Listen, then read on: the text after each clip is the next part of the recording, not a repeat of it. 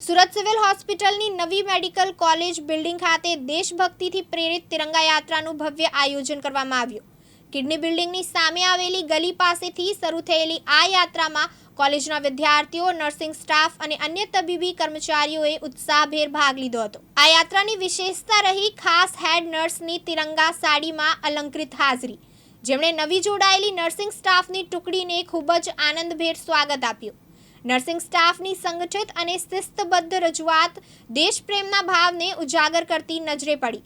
આ પ્રસંગે મેડિકલ કોલેજના ડીન, સુપ્રિન્ટેન્ડન્ટ તેમજ અન્ય પ્રખ્યાત મહાનુભાવો ઉપસ્થિત રહ્યા અને યુવા તબીબી વિદ્યાર્થીઓને દેશ સેવાના મહત્વ વિશે પ્રેરણાદાયી ભાષણ આપ્યા। આ કાર્યક્રમ દ્વારા તિરંગા યાત્રાની ઉજવણી સાથે નર્સિંગ સ્ટાફ માટે દેશ સેવાના માર્ગ પર પ્રારંભિક પગલાં જેવા બની રહી।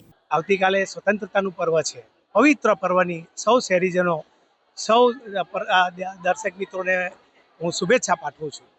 નર્સિંગ પરિવાર, વિદ્યાર્થીઓ, નર્સિંગ સ્ટાફ અને હેડ નર્સ, નર્સિંગ કોલેજ સહિત આજે તિરંગા સાથે આન બાન શાન સાથે એ તિરંગા યાત્રા કરશે।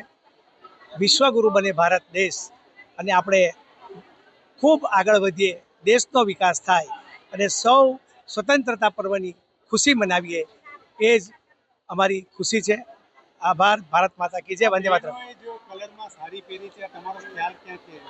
અમને રોઝી મિલના જે પારસભાઈ છે એમને સાડી છપાવેલી હતી અને અમને કીધું કે આ બહેનો દરેક સફેદ વસ્ત્રોમાં સજ હોય છે, ત્યારે આજે તિરંગા સાડીમાં સજ છે।